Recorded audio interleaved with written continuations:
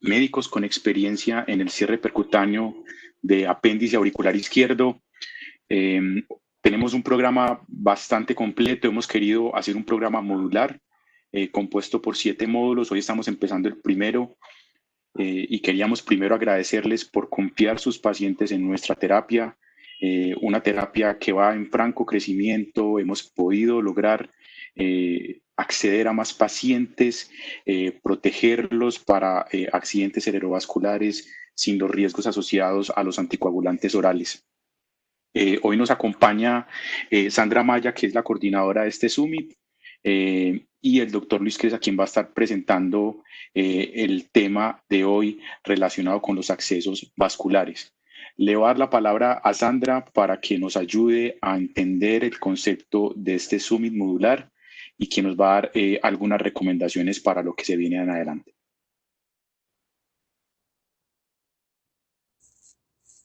Gracias, Alejo. Bienvenidos todos. Gracias por participar.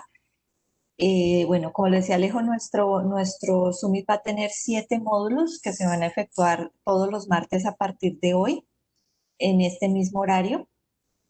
Y en cada uno de estos módulos vamos a ver temas muy interesantes y avanzados con implantadores que tienen bastante experiencia, que son proctors de nuestra terapia en toda Latinoamérica. Y la idea es que al finalizar el módulo, ustedes van a tener un link que se los vamos a mostrar al final de la presentación, donde pueden ingresar para realizar un repaso que viene tipo gamificación, que es bastante visual, y hay unas pequeñas preguntas de evaluación que les van a permitir al final certificarse en la participación total del Summit. Si por alguna eventualidad no se pueden conectar por algún cruce de horarios, tenemos la posibilidad de dejar este webinar grabado para que ustedes puedan verlo posteriormente y participar en la gamificación y en la evaluación.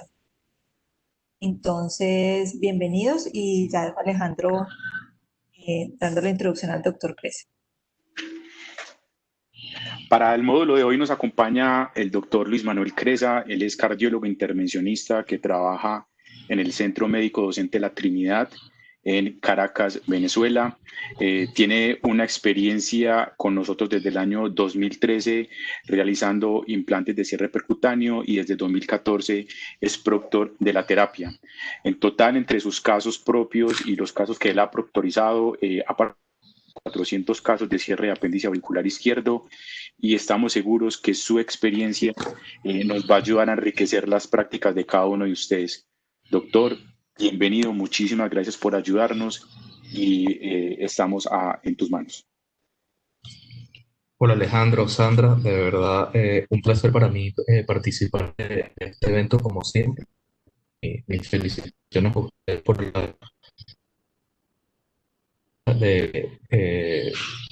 y la organización del mismo, y bueno, a todas las personas que se van conectando, que van a participar como oyentes.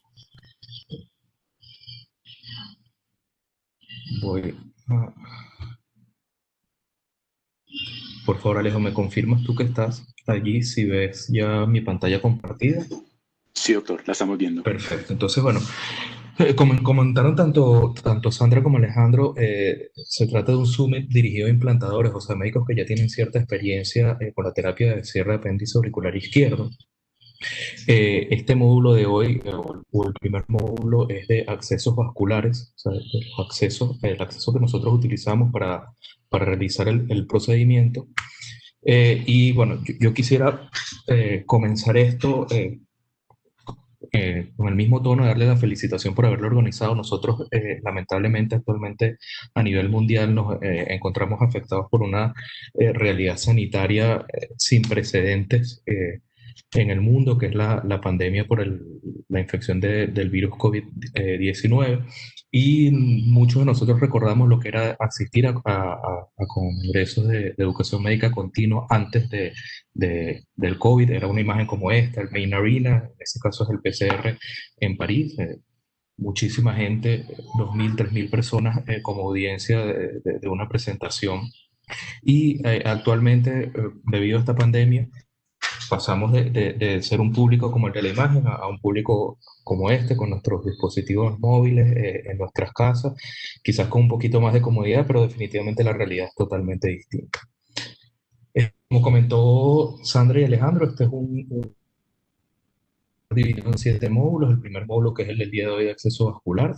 Eh, el segundo módulo de alteraciones del septum interauricular, que lo va a dar el doctor Libardo Medina, de Bucaramanga. Tercer módulo, que me fue asignado nuevamente a mí, de anatomías complejas de orejuelas.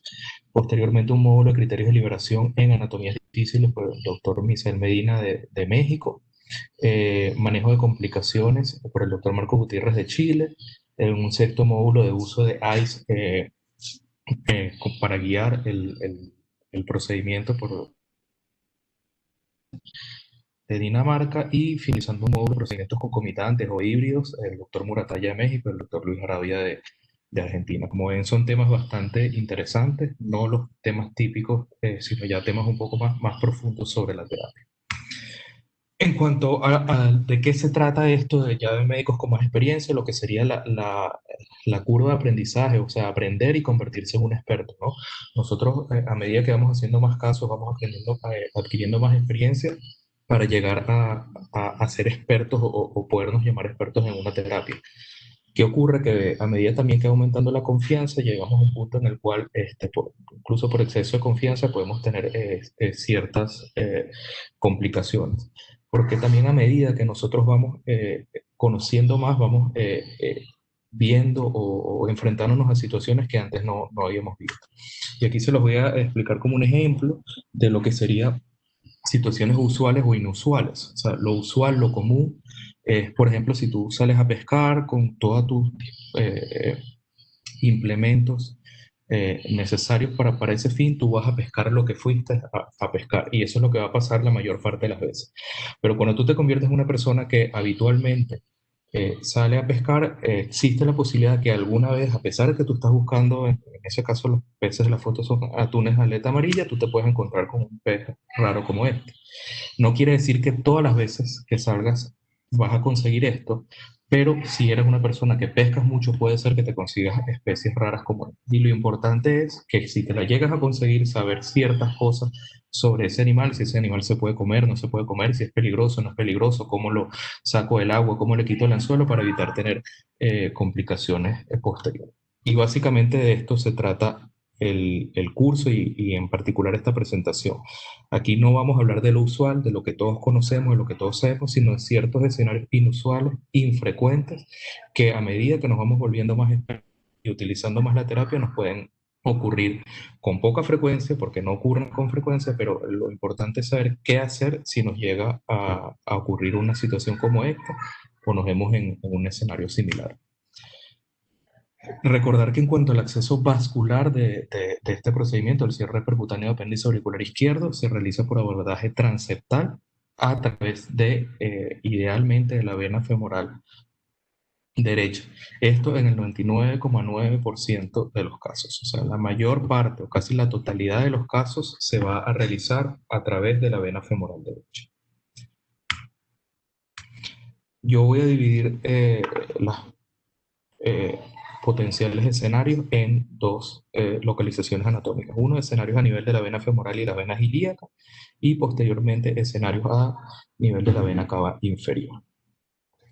En cuanto a la vena femoral, como les estaba comentando, es el abordaje preferible, el abordaje por defecto, el abordaje que habitualmente nosotros vamos a utilizar, y esto es por una razón, por varias razones. Primero, el diseño de los catéteres que nosotros vamos a utilizar tanto para la punción transeptal como para el cierre de orejuela están hechos, diseñados y pensados para ser utilizados por el acceso femoral derecho. Que la razón de esto es quizás comodidad, localización del operador con respecto al paciente.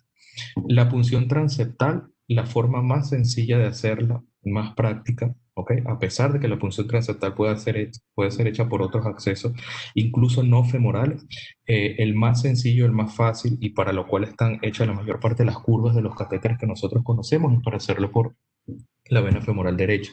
Esto nos va a permitir que haya una mayor maniobrabilidad de los catéteres que utilizamos tanto para la punción transeptal como para el procedimiento per se, y nos va a permitir un más fácil rotación y torque del catéter y prevenir la posibilidad de kinking de los catéteres, tanto de la punción como del procedimiento como tal.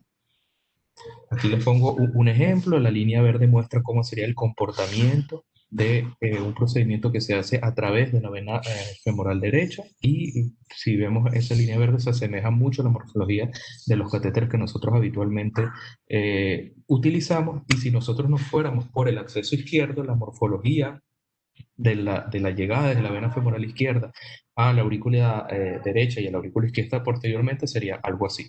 Y lamentablemente el diseño de los catéteres o la curva de los catéteres no se adapta a la morfología roja, más se adapta a la morfología verde. ¿Qué pasa cuando la vena femoral derecha no es una opción? Cada vez más, sobre todo en procedimientos de TAVI, se está poniendo de moda o se está utilizando más el apoyo de imágenes de eco para realizar la punción. En el caso del cierre de orejuela izquierda no es que se utilice de rutina, hay ciertos centros que son más propensos a utilizarlo, ¿no? Lo que sí es importante tomar en cuenta es que cuando nosotros tenemos cierta dificultad para punzar la vena femoral derecha, hay que ver qué es lo que está pasando. Y la forma más fácil, más sencilla de ver lo que está pasando es a través de una ecografía vascular. Nosotros haciendo, en estos casos, lo que es compleja la punción, o si lo hacemos de rutina, nosotros al hacer un eco venoso de la vena femoral, nosotros podemos encontrar imágenes como esta, la que estamos viendo en la pantalla, en la cual estamos viendo una trombosis, o sea, un trombo dentro de la vena femoral común. Eso contraindicaría la realización del procedimiento por esta vía o la punción de la vena femoral. En este punto en particular, nosotros podemos plantear el acceso izquierdo, es totalmente factible, se puede utilizar y se va a utilizar exactamente la misma técnica de punción que si estuviéramos punzando del lado derecho. En el caso de que la razón, como en el ejemplo que les mostré, se trate de una trombosis, nosotros tenemos que verificar obviamente que en el lado izquierdo no ocurre la misma o no esté presente la misma situación. Este es un ejemplo de un caso en el cual está hecho, como vemos en la imagen, el catéter de Watchman está colocado a través de un acceso izquierdo, no un acceso derecho como es el acceso habitual. Y aquí vemos en la fluoroscopia el catéter de Watchman subiendo a través de la vena femoral izquierda. Como digo, esta no es lo habitual, no es la imagen que nosotros estamos acostumbrados a ver para este procedimiento. El problema es el que les había comentado, la forma que tiene que tomar el catéter. Ahora, si es la única opción y se tiene que hacer por esa vía, se puede hacer, pero hay que tomar en consideración lo siguiente. Este es el mismo paciente, el mismo procedimiento. Nosotros vemos que en este caso ya el catéter de Watchman, la camisa está dentro de la orejuela izquierda, pero vemos que no termina de colocarse porque de paso la anatomía del apéndice auricular en este caso no era tan favorable, un lóbulo muy superior. Y en esta imagen angiográfica nosotros vemos que el catéter no nos termina de llegar a la parte más superior del apéndice auricular izquierdo. ¿Cuál es el problema? Que con esa curva, el torque y el movimiento del catéter tiene que ser muy sutil, muy delicado, para evitar situaciones de kinking del catéter. Ese es el lóbulo al que nosotros deberíamos o quisiéramos idealmente llegar o lo más cercano posible a ese lóbulo. Y fíjense que en la imagen siguiente lo vemos, cómo se logró, cómo estamos con el catéter orientado hacia allá, pero fíjense en este punto en particular en el cual prácticamente esa es una imagen que nos tiene que llamar la atención porque el catéter ya en ese punto está forzado y si nosotros seguimos dándole torque al catéter, muy probablemente a ese nivel el catéter se vaya a quincar y vamos a perder absolutamente todo lo que hemos hecho hasta ese momento. Entonces, sí es factible, sí se puede realizar, pero hay que tomar en cuenta que los catéteres van a tener más curvatura y más adelante yo voy a hablar un poquito más en detalle de cuál es el problema con esto. Y hablando de los aspectos que pudiesen ocurrir en la vena cava inferior, el primero que quiero mencionar es la presencia de un filtro de vena cava inferior, como que vemos en la imagen, tomando en cuenta algunas cosas con respecto a los filtros de vena cava inferior. Son dispositivos que cada vez quizás se utilizan menos, o en este momento se utilizan menos lo que se utilizaban hace unos años atrás. Y los, la mayoría de los filtros de vena cava que se colocan actualmente son removibles, o sea, se le colocan al paciente y una vez que se haya solucionado la condición médica que propició su implante, esos catéteres son removidos. ¿Ok? La pregunta que nos interesa a nosotros es la presencia de un filtro de vena cava una contraindicación para el acceso por vía femoral o procedimientos que requieran acceso por vía femoral, cierre de foramen oval, mitraclip o cualquier procedimiento que requiera el acceso por vena femoral. Y la respuesta es que no. O sea, la presencia de un filtro de vena cava no contraindica la realización de procedimientos por vía femoral. Aquí les pongo un ejemplo de un caso bien hecho por el equipo, en el cual nosotros vemos el filtro de vena cava y vemos la guía pasando a través del filtro. Aquí lo más importante es tratar de pasar la guía a través de los struts, de las aperturas del filtro sin ningún tipo de resistencia, sin ningún tipo de problema. Riesgo, ¿cuál podría ser? El momento de nosotros subir un catéter más grande, si esa guía no pasó por un sitio adecuado, pudiésemos correr riesgo de mover el filtro, que dependiendo del tiempo que tenga el filtro implantado, eso tampoco es una posibilidad, no va a ser fácilmente movible, sino puede producir algún tipo de laceración o lesión en la pared de la vena cava. Hay varias cosas que hay que tomar en cuenta, que hacer un venograma para ver la relación entre las anclas del filtro y la pared de la vena cava inferior y la orientación que tiene. Hay filtros que no quedan tan bien como estos, o sea, que no quedan perpendicular, sino que la parte distal del filtro, por donde eventualmente se tendría que recapturar para agarrar, queda pegada a la pared y eso pudiese dificultar un poco más pasar a través de él. Lo importante es pasar con la guía inicialmente de una manera fácil, sencilla, a través de las celdas del filtro. Una vez que se ha logrado eso, pasar la camisa, en este caso de Watchman 14 French, igualmente, sin ningún tipo de resistencia y sin ver que haya ninguna interacción o movimiento del filtro cuando esté pasando la guía. En el supuesto de que la guía, el catéter transeptal, nos haya pasado sin problema, pero cuando estemos pasando la camisa de Watchman, sentamos resistencia o vemos que el filtro se mueve, lamentablemente hay que echar todo hacia atrás y volver a pasar por otra parte del filtro. Generalmente no ocurre, generalmente pasar a través del filtro es relativamente sencillo, siempre y cuando se pase inicialmente con la guía inicial a través de una apertura. Y finalmente vemos el dispositivo implantado con la técnica habitual, sin ninguna variante, exactamente igual. Aquí el único punto a considerar es pasar a través del filtro, que perfectamente se puede hacer. Con respecto a la vena cava, aparte del filtro, tenemos lo que serían escenarios anatómicos, que los dividí en tres. Uno sería la tortuosidad o sea, una anatomía tortuosa de la vena cava inferior, la presencia de membranas que puede ocurrir en la vena cava inferior y variaciones congénitas. Aquí les voy a mostrar un caso de una tortuosidad extrema de la vena cava. Fíjense la forma que hace como de S, claramente. Fíjense varias cosas. Este es un paciente súper interesante porque un paciente, fíjense la escoliosis que tiene la columna vertebral. Fue un paciente que al momento de tratar de pasar la sonda de eco transesofágico, la sonda se quedaba atrapada, no avanzaba más, sentía una resistencia muy grande al tratar de pasar después de 20 centímetros de la cavidad oral. Hubo que llamar al servicio de gastroenterología. El servicio de gastroenterología, a través de un endoscopio, vio que el problema era una también tortuosidad del esófago y fue necesario avanzar la sonda con apoyo de endoscopía. Y cuando finalmente se pasa la sonda y se va a utilizar el acceso femoral, vemos que tiene exactamente la misma condición de tortuosidad en la vena cava inferior. Ese paciente tenía absolutamente todo torcido como la columna. ¿Cuál es el problema? Que nosotros en este caso estamos hablando de 3 o 4 curvas, o sea, la curva de entrada después hace una curva como S, y pretender que un catéter de 14 French te maneje o te tenga una navegabilidad o un torque adecuado en esta anatomía es muy difícil.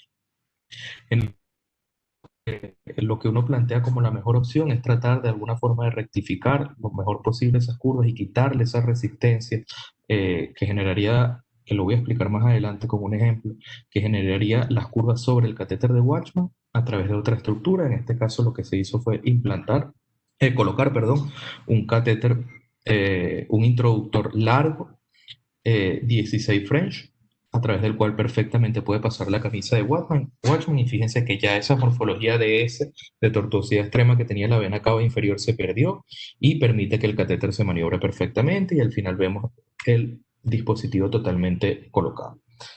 Ahorita voy a explicar un poquito más cuál es el tema de lo que es la maniobrabilidad y el torque del catéter. Si nosotros le preguntáramos eso a un físico, él nos lo explicaría con esa gráfica que para él sería súper sencilla. Uno es un médico y por esa razón quizás estudiamos medicina, de eso no tenemos la más remota idea o no lo entendemos. Yo se los voy a tratar de explicar de la forma más sencilla. Ahí en las líneas verdes, vemos dos líneas verdes rectas que se corresponderían a lo que sería un catéter. Si yo un catéter en su parte distal, que está fuera del cuerpo, yo le doy un torque, lo empiezo a girar, él va a transmitir eso en línea recta directamente hasta la parte distal del catéter, sin ningún problema. ¿Qué dos situaciones pueden afectar esta transmisión lineal de 1 a 1 si yo lo roto medio centímetro en la parte distal? En la parte proximal el catéter va a rotar ese mismo medio centímetro. Dos cosas. Uno es la presencia de resistencia física, o sea, zonas donde el catéter se apriete. En el caso del procedimiento de cierre orejuela tendríamos dos zonas. Una sería la piel, el sitio donde ese catéter entra a la piel, y el otro sitio es donde le está atravesando el septum interauricular. ¿Ok? Entonces, ¿qué pasa en este escenario donde hay dos presiones físicas sobre el catéter? Que yo lo voy a rotar. Esa rotación va a llegar al sitio de la piel, ahí se va a detener, ¿verdad? Y después va a avanzar nuevamente hacia el sitio donde tiene la segunda parada, que sería el septum interauricular, y finalmente va a llegar a la parte distal del catéter con una intensidad menor a la que yo le estoy transmitiendo en la parte distal. El otro escenario son las curvas, o sea, la otra elemento que puede afectar la rotación este catéter, con esas curvas le transmito movimiento, él se va a enlentecer o detener en cada una de las curvas que tenga el catéter. Como lo vemos aquí, en este caso sería ya a nivel de la aurícula derecha y finalmente en el sitio donde está entrando a la orejuela. Esos sitios va a enlentecer la rotación, y al final la rotación que nosotros estamos haciendo, la que va a llegar a la parte del catéter, va a ser menor. El problema es si nosotros aún sumamos esas dos situaciones, sumamos la fricción de la piel y del septum más las curvas que anatómicamente tiene el paciente, vamos a tener mucha mayor resistencia a la transmisión de la rotación que nosotros tenemos del catéter. Y si nosotros no conocemos eso, no lo hacemos con cuidado, el resultado final va a ser este. El catéter en alguno de estos puntos donde se está enlenteciendo el torque se va a quincar, y es lo que nosotros queremos evitar. Si un catéter, una vaina de Watchman, o bueno, cualquier catéter que se utilice en intervencionismo se quinca, el catéter hay que retirarlo del cuerpo, y hay veces que eso no es tan sencillo. Otro de los escenarios que podemos ver en la vena cava inferior es la presencia de membranas. Esto es un caso también realizado por el equipo, en el cual nosotros vemos claramente una membrana al final de la vena cava inferior, en lo que sería ya la entrada a la aurícula derecha. En el caso de la membrana, nosotros tenemos que ver cómo se llena la aurícula derecha a través de esa membrana. Si la aurícula derecha se llena a través de la misma circulación que viene de la cava inferior y no de colaterales, nosotros podemos tratar de pasar a través de esa membrana. De lo menos agresivo a lo más agresivo. Lo menos agresivo es tratar de pasar una guía convencional a través de la membrana, a ver si ella pasa, pasar a una guía hidrofílica y posteriormente ir a estructuras ya con mayor cuerpo y mayor capacidad de punzar y de penetrar. Siempre y cuando nosotros veamos que haya un llenado a través de esa membrana, podemos perfectamente pasar, como digo, desde una guía a una guía hidrofílica a elementos más punzantes. En este caso la guía no pasó, pero pasó una guía hidrofílica y el procedimiento se hizo sin mayor eventualidad por la técnica habitual. Ahora, tenemos situaciones en la vena cava inferior, ya anomalías congénitas que no son tan fáciles de manejar o de resolver. Quizás la más común dentro de estas anomalías, que son infrecuentes, pero la más común que podemos encontrar es la interrupción de la vena cava inferior con una continuación de la vena ácidos o hemiácidos. De la forma más sencilla, lo vemos esquematizado, vemos aquí tenemos las venas renales, vena cava inferior, y ella se interrumpe en este punto. Continúa a través de la vena ácidos y llega a la vena cava superior, y de ahí es que se produce el drenaje hacia la aurícula derecha. O sea, todo el drenaje que viene de la vena cava inferior va por la vena ácidos que se dilata, cae a la vena cava superior y de ahí entra la aurícula derecha. Y ahí vemos un caso real también del equipo en el cual nosotros llegamos a la aurícula derecha, pero a través de la vena ácidos. No había continuidad entre la vena cava inferior y la aurícula derecha. O sea, lo que ocurre esquemáticamente es esto. O sea, la única forma de llegar a la aurícula derecha a través de la vena cava inferior es por la vena cava superior.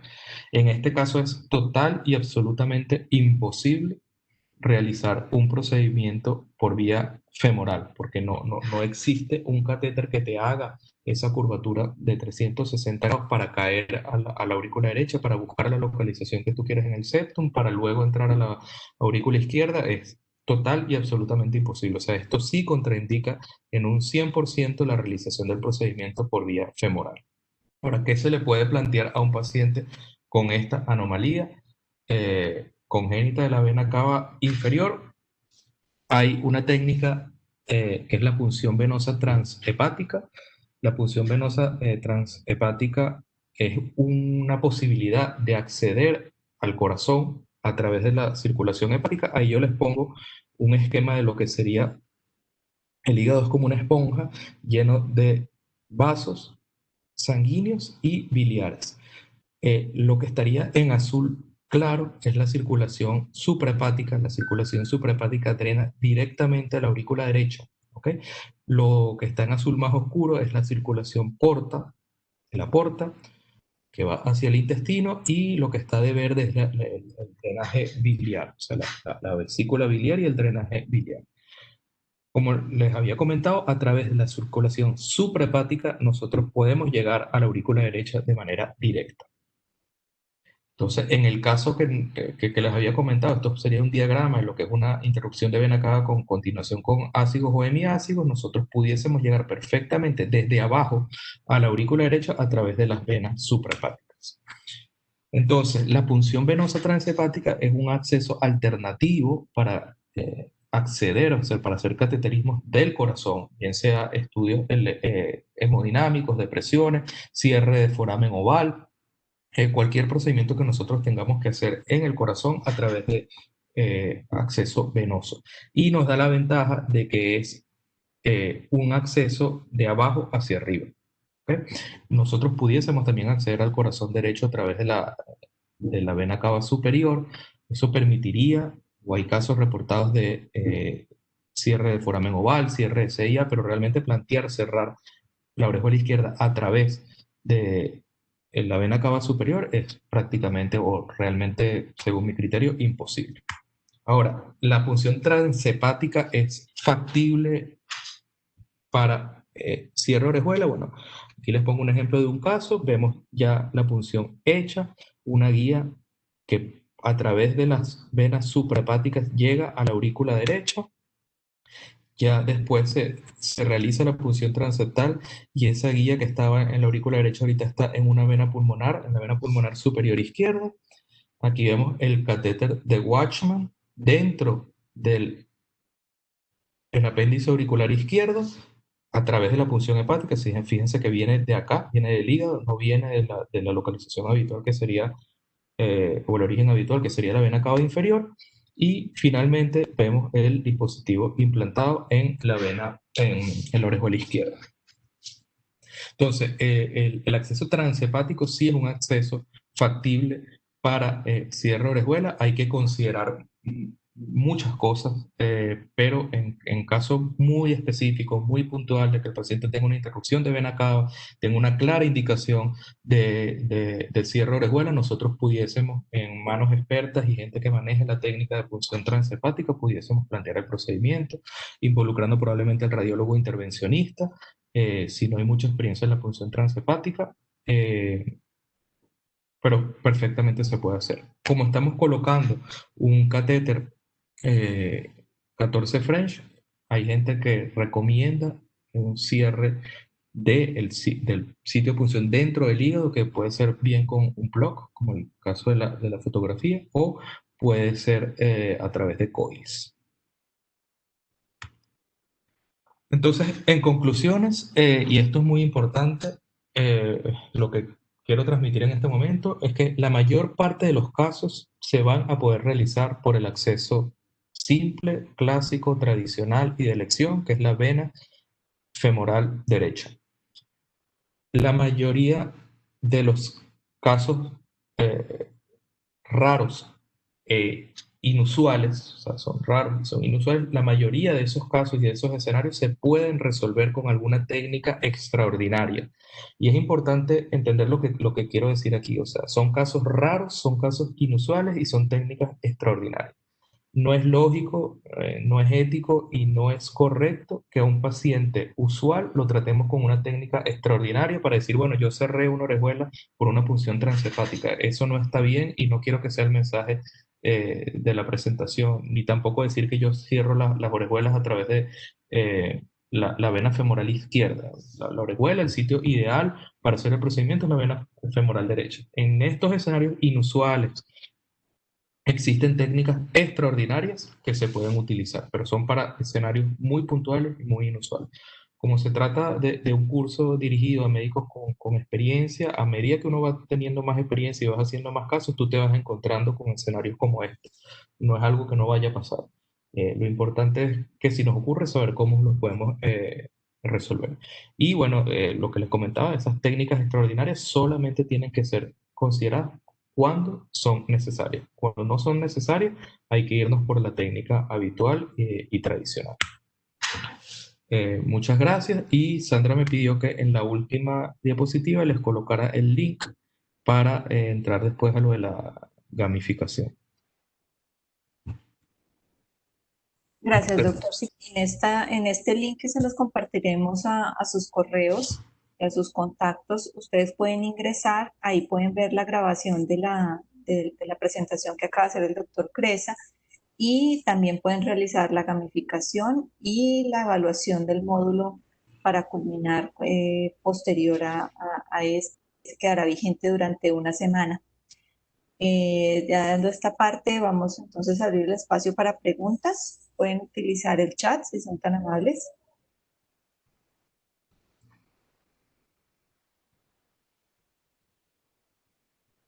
Doctor, ¿usted ve la pregunta?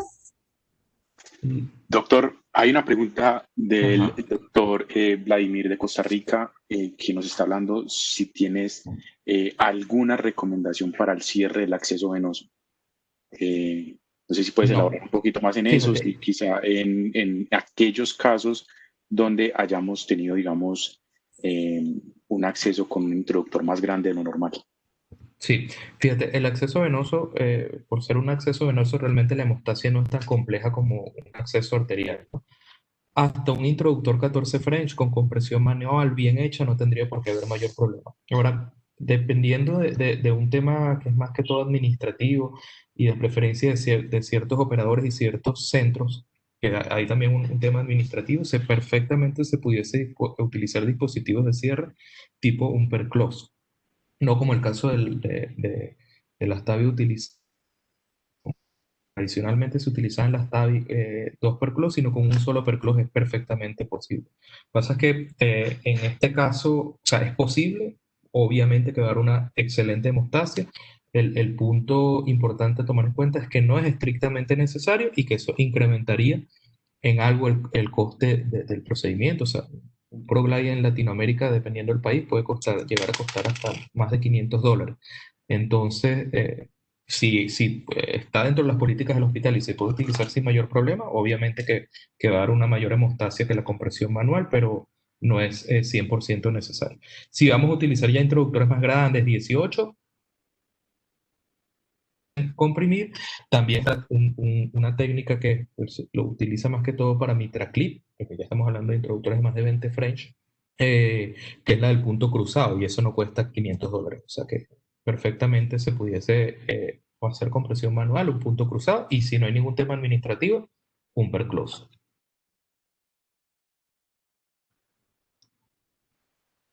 Ok, doctor, gracias. El doctor Pablo Espaleta de Argentina nos pregunta si en caso de acceso izquierdo sugieres un introductor de 16 French para hacerlo.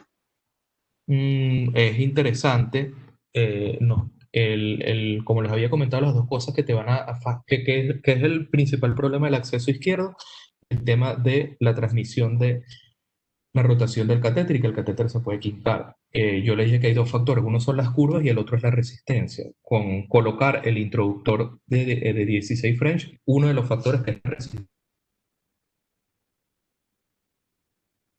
pudiese ser una alternativa colocar un introductor de 16 French. El de la curva no lo vas a quitar, o sea, porque estás yendo del lado izquierdo. Ok, gracias, doctor. El doctor Libardo Medina de Colombia nos pregunta que si tienes algún conocimiento de algún caso que se haya hecho por vía yugular subclavia de este tipo de procedimiento. Yo, yo no lo sé. No tengo conocimiento. Sí tengo conocimiento y una muy baja experiencia de cierre de foramen oval y de interauriculares a través de acceso yugular, o sea, viniendo de la vena cava superior. De Watchman, no lo tengo, no tengo experiencia y no sé si se haya realizado algún caso por este abordaje. Sí, como les mostré, algo por el caso del abordaje transhepático, me preocuparía particularmente o sea, la curva que tiene que coger el catéter y la posibilidad de caer, o sea, sí se puede hacer punción transeptal por vía yugular, o sea que por esa parte sí hay experiencia de punción transeptal por vía yugular.